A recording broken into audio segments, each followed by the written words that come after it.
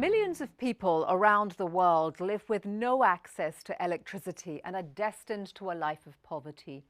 But one couple in a remote corner of India has found an innovative solution right under their feet, showing that small-scale solutions can help solve big problems.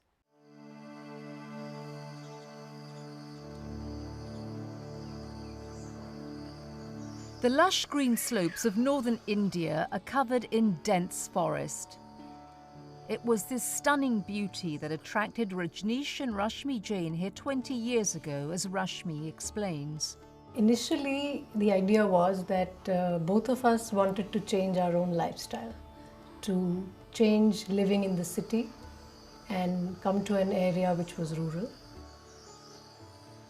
They decided to take a bold step and follow their dream. Amidst the forest, they built Avani, a small village far from any modern conveniences, including electricity. And because, like so many rural villages in India, it was off the grid, they installed solar panels for lighting. It seemed idyllic, but not for long. Every year, rampant fires swept through the forest, threatening their village and their lives. During the dry season, the thousands of tons of needles from the pine trees, which blanketed the forest floor, became a tinderbox. But one day they questioned whether the pine needles might actually be useful for something. Because there's so much fire every year, we realize that there is a potential there is energy there. Can we harness that energy? And that's what sent us in the direction of generating some kind of usable energy from pine needles. They asked villagers to collect the pine needles before they caught fire and bring them to Rajneesh. At first, everyone thought they were crazy. These guys are paying us for collecting pine needles, so they must have lost their nuts and bolts somewhere, And literally it was like that. They were laughing at me.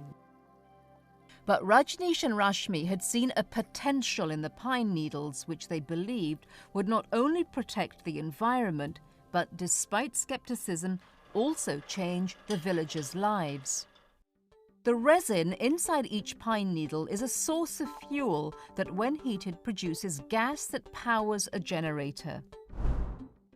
100 kilowatts of clean, renewable electricity now flow to Avani's 20 residences as well as its businesses. It was so simple.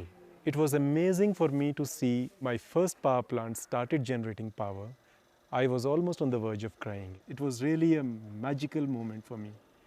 The project with the pine needles is fascinating. Olav Kjorovan of the United Nations Development Programme recognizes the value of these small-scale innovations which address many local issues.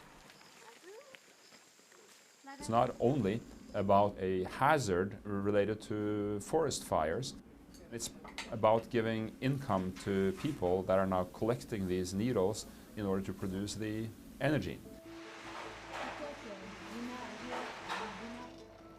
It's also about how access to electricity helps increase earnings. Avani has always made fine silk products.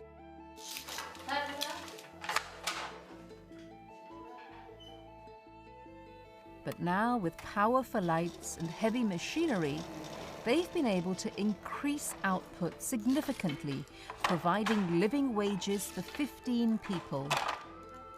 When there is more reliable access to electricity in these remote areas, it will drive the rural economy. There's a lot of innovation to get to the goal of universal access to energy for all. And the good news is that a lot of the most practical and pragmatic ideas, you'll find them more often at the local level where it matters the most. Across the world, there are a lot of people who are living in darkness. They could use something. We feel it can be done anywhere and everywhere. Although 85% of rural India still has no access to modern energy, small-scale systems like Avani's pine needle gasifier are changing the landscape and are proof that simple solutions can help solve big problems.